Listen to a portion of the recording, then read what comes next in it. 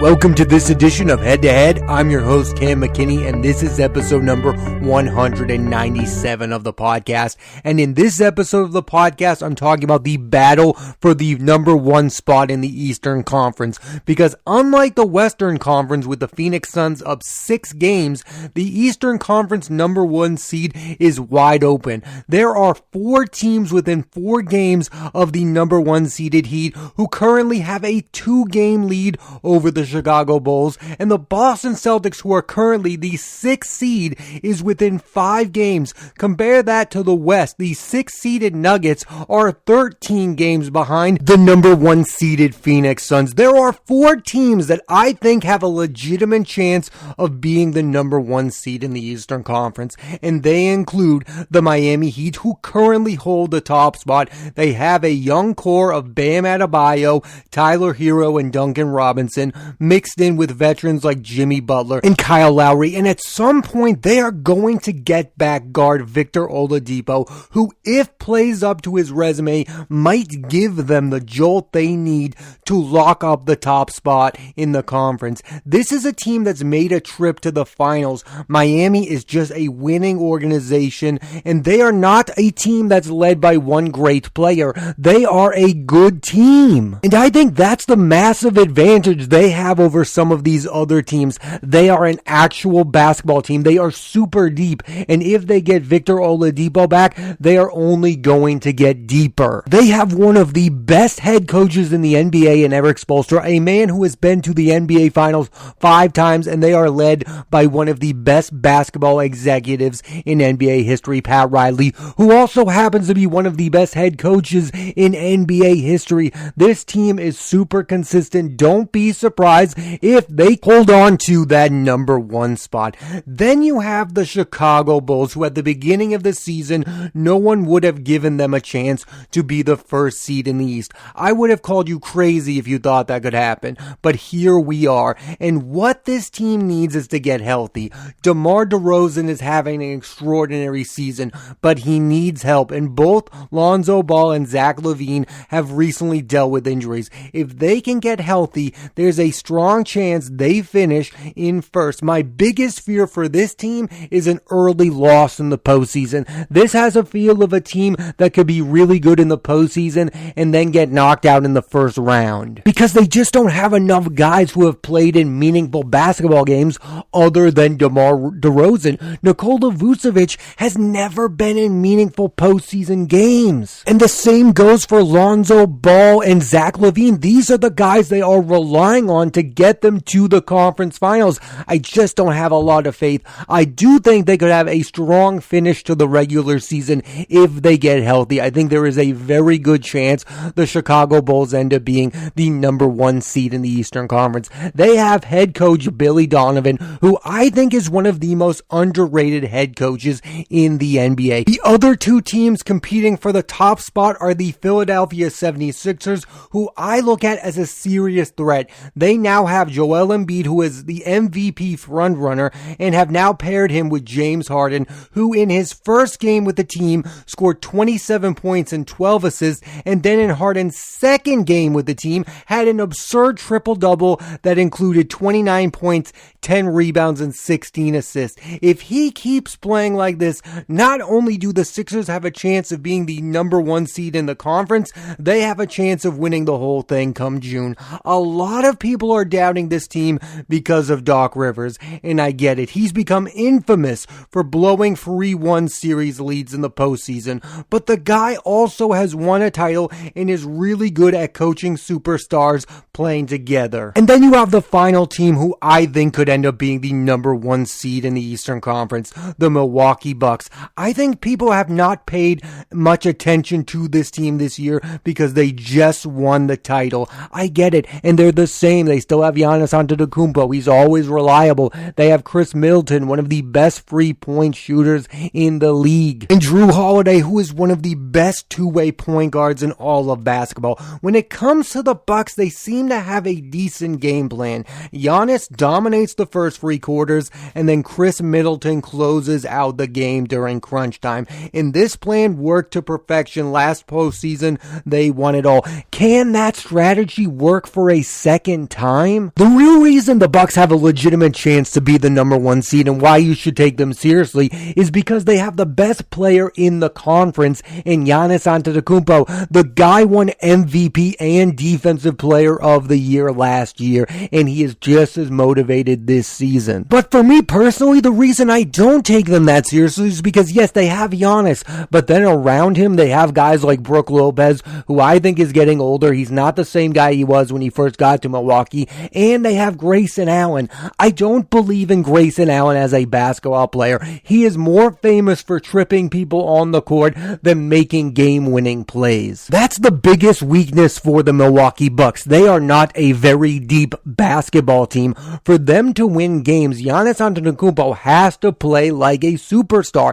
And down the stretch of the season, when teams are fighting for that number one seed, they're going to play the Milwaukee Bucks tougher. And guys like Bobby Portis and Grayson Allen are going to need to step up. And I'm just not quite sure that's going to happen for them to get the number one seed. And it's also really possible this team doesn't really care about being the number one seed in the conference. I mean, right now, the Milwaukee Bucks are the fourth seed in the Eastern Conference. They won the NBA Finals last year, being the fourth seed. I do think home court matters, though, especially this year when you have better teams. Like, I think there are teams now that have more stars on them than last year. I think the Eastern Conference is stronger this year than it was last year. The Milwaukee Bucks, it might be in their best interest to be the number one seed if they want to be repeat champions. Those are currently the four teams fighting for the top seed in the East. What's fascinating about all this and all year long is it might not matter who is the top seed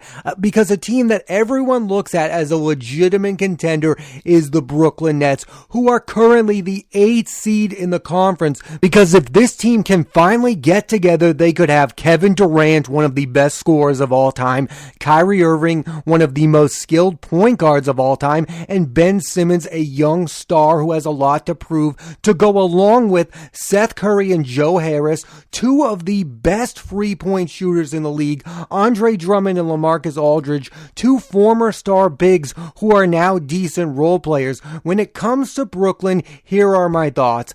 I, like many, am interested to see if they can get things right and be the team we all expect them to be. Or has time run out on their season? Here's a problem if everything does go right for the Brooklyn Nets and they end up winning the NBA Finals. What does that say about the importance of the regular season? Because it's impossible for this team to have developed chemistry. They're going to have a guy in Ben Simmons who hasn't played a game for them yet. So if they end up putting this all together and winning the NBA Finals, I don't think that's exactly the best case scenario for the NBA, because you want the regular season to matter. And so right now, a team that is currently in the 8th spot in the conference to go on and win the NBA Finals, that's not the best look. And I get it. You can say it's all due to injuries that they're here, and they're all here because of Kyrie's vaccination status. There are a lot of factors as to why the Brooklyn Nets have not played up to their potential. Still, I find it very hard to believe that they're going to get it together,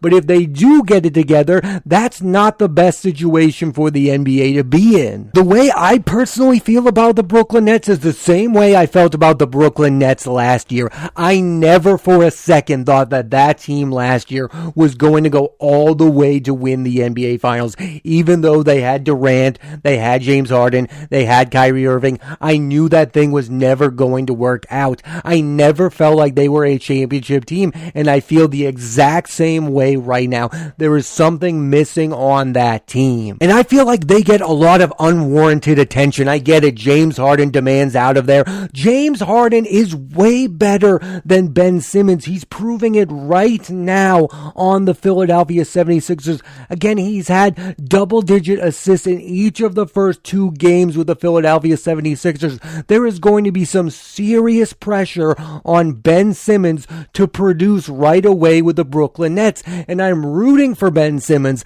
but I have a very hard time believing he's going to be able to live up to the pressure of replacing James Harden on this basketball team. I think we as basketball fans need to learn our lesson. Remember that Clippers team? They were injured all year long. They had Kawhi Leonard, they had Paul George. They didn't play enough games together, but we all kept saying a few years ago when they first got together, well, when they get on the court, They're going to make a late run. They're going to be there. You need to play games together to form chemistry. I don't care who you are. I don't care if you're the best basketball player on planet Earth. You need to play meaningful games together to build chemistry. There's not enough time in this season for Durant, Ben Simmons, and Kyrie Irving to become an NBA Finals winning team. I find it crazy that the media pays more attention to the Brooklyn Nets than the four teams who have a real chance of being the number one seed in the Eastern Conference. The Heat, the Bucks, the Bulls, and the Sixers. All four of those teams have played way better than the Brooklyn Nets. I don't care how many future Hall of Famers are on the Brooklyn Nets. They are not a great basketball team, and I think we need to stop talking about them like they are a great basketball team. Even their head coach, Steve Nash, we talk about Steve Nash. I don't think he's a very good head coach. I loved him as a player. I just feel like he's dealing with a lot of nonsense as the head coach of the Brooklyn Nets. I feel bad for the guy. And I want to touch on one final team in the Eastern Conference. That's the Boston Celtics, the team I root for. And they had a rough start to this season, but things have slowly turned around. During February, they won 8 straight games. They made a key move at the trade deadline to acquire guard Derek White. And the real reason that you have to take them somewhat seriously is because of their two young star players, Jason Tatum and Jaylen Brown, who no matter who they play, those two are two of the best players on the court at all times. Do I think the Celtics are going to win the East? No. But do I think they could win a round or two? Absolutely. They are too talented to not take them seriously. There are nights when Jason Tatum can just take over a game, and the same goes for Jaylen Brown. To have two of those players on your team, they're X factors. And of the four teams I think could be the number one seed in the East, I think the Celtics could beat 3 out of 4 of them in the NBA playoffs. The teams I think they could beat, I think the Celtics could take the Bucks in the postseason. I think the Celtics could beat the Philadelphia 76ers. That would be a tough series, but I do think the Celtics have enough talent to beat that team. And I think the Celtics could beat the Chicago Bulls. The Celtics are better than the Bulls on paper. The Bulls have a better record, but I think the Celtics have more talent and they're bringing it together. The Bulls may falter to end this season right as the Celtics are getting hot. The only team I don't give the Celtics a chance against is the Miami Heat because of Bam, because of Jimmy Butler. Tyler Hero roasted the Celtics in the postseason 2 years ago. I don't like the Celtics' chances against the Miami Heat. I do like their chances against 3 of those 4 teams that I think are competing for the top seed in the East. So I have to give the Celtics a solid chance of making a decent run in the NBA playoffs. Now I want to talk about what the dream scenario for the Eastern Conference Finals is, because I think most people will agree on this. We don't know how the East is going to play out. Again, there's a lot of teams competing for that number 1 seed, but when it comes to who we want to see in the conference finals, I think the dream scenario is the Brooklyn Nets versus the Philadelphia 76ers because of that blockbuster trade. Don't we want to see James Harden versus Kevin Durant because of that bad blood? Don't we want to see Kyrie Irving versus Harden? And most importantly, don't we want to see Ben Simmons absolutely obliterate the Philadelphia 76ers in the postseason for his ultimate revenge? I know that's what I'm rooting for. Do I think it's going to happen? Probably not, but I'd like to see it, and I think I'm in the majority on that one. That's the best possible matchup in the Eastern Conference Finals. And that's what's crazy about the conference right now. I can make a case for all 4 teams I've mentioned, the Bulls, the Heat, the Bucks, and the Sixers, to make it out of the conference, and I could also make a case for 6 teams, 2 outside of the top 4, winning the entire conference and making it all the way to the NBA Finals. And I think what that has to say about the Eastern Conference Finals is there are a lot of really good teams, but what the conference is missing right now is that great team. There is no team on paper right now that is perfect. These are flawed basketball teams. None of these teams are going to win 60 games. None of these teams are going to sweep playoff rounds. The playoffs are going to be very exciting in the Eastern Conference. Think about this. The Phoenix Suns, the top seed in the West, have won 9 more games than the top seed of the East, the Miami Heat. I'm really glad that there's a conference that a lot of teams are competing. I mean, I didn't even mention the Cleveland Cavaliers, who are this young team with Evan Mobley and Darius Garland. I'm not quite taking them seriously enough because they are a young team. They are on the rise. I mean, they have Kevin Love coming off the bench and producing. I just don't see that as a team that could be the number one seed or make it to the Eastern Conference Finals, but that is a team that's really exciting. And this is a conference that was once dominated by LeBron James. They were dominated by the Cleveland Cavaliers. There is no Cleveland Cavaliers this year. There is no one dominant team that we all know is going to make it to the conference finals. The conference finals right now is a big mystery. The East has been a surprise all year long. I mean, who predicted the Chicago Bulls would be better than the New York Knicks coming into the season? The Knicks were coming off a year where they overachieved. Julius Randle played out of his mind. Now the Knicks are miserable, and the Bulls are the team that's the number 2 seed in the Eastern Conference. The East has been unpredictable. It's been wild, and it's been a lot of fun to watch. Another example of something we didn't see coming is currently the Atlanta Hawks are the 10th seed in the conference. This is a team that went all the way to the Eastern Conference Finals last year. They have Trae Young. They have one of the best offenses in all of basketball. The problem is they can't defend. For more than half of the years I've watched basketball, all we've been talking about is how much better the West was. Like when I first started watching, the West had Tim Duncan, Kobe Bryant. The West was loaded with Steve Nash and Amare Stoudemire, and the East really only had LeBron James. Now I think the tides have turned. There are a lot of star players in the Eastern Conference, and they are on really good teams. Again, there are 6 really good teams in the Eastern Conference. Miami, Chicago, Philadelphia, Milwaukee, Cleveland, Boston, even Toronto is a nice basketball team, and these players have really good stars, and they are deep. The East is a lot of fun to watch, and I really think that the East is going to deliver a great NBA postseason this year because a lot of these teams feel evenly matched. Here's my ultimate prediction. When it comes down to who's going to be the number 1 seed in the conference to end the regular season, I'm going with the Philadelphia 76ers. Now that they have James Harden in place, him and Embiid are going to form one of the best duos in all of basketball, and I think James Harden has a lot to prove on this team, and I think he's going to prove it. I think James Harden is one of the best scorers in basketball history, but with his Philadelphia 76ers, he might just prove he's one of the best point guards right now. I mean, he is balling out in his first 2 games with the team. That's what I think is the most likely outcome here, that the Philadelphia 76ers will be the number 1 seed in the Eastern Conference. When it comes to the Eastern Conference Finals in the postseason, that's what I think is more up in the air. I think there's going to be one team that makes the conference finals that's going to surprise us all, and no, I don't think it's going to be the Brooklyn Nets. I'm not going to predict 2. I just feel like there's going to be one massive surprise. Here are my final thoughts about the state of the conference right now. It's so fascinating that there are 2 type of teams right now in the conference.